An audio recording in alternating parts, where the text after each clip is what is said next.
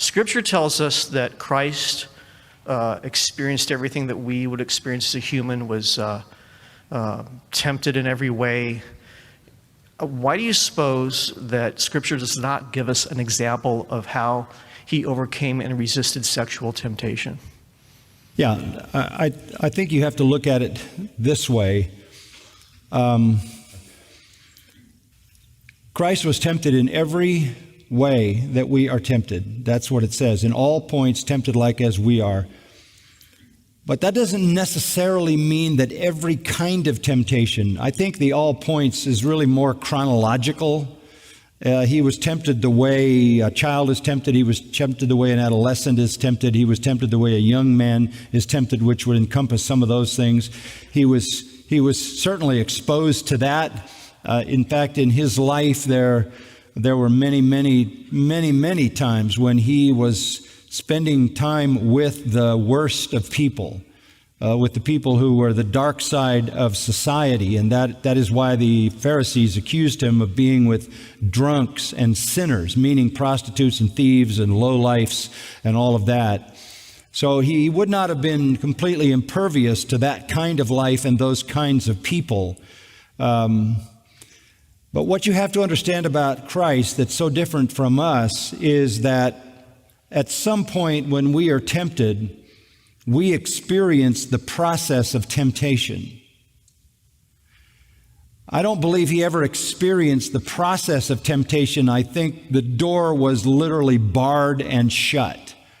I think the temptation came, but it never even had a foothold.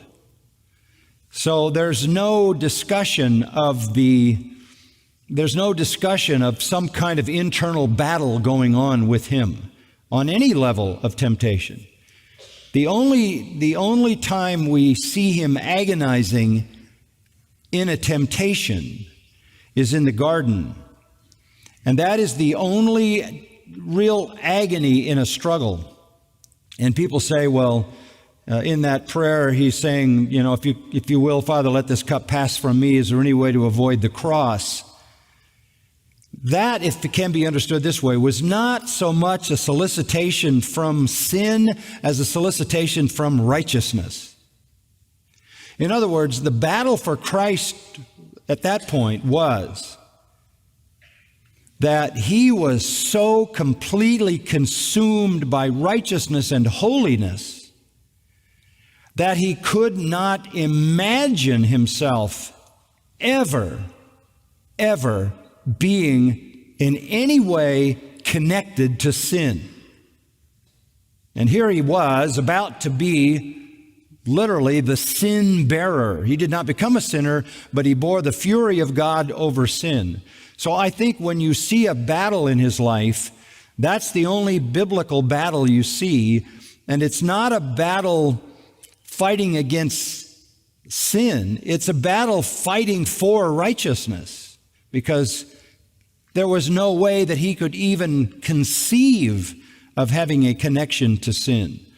So in his life, when it says he was in all points tempted, it means it came at him, but it never found any foothold in him at all.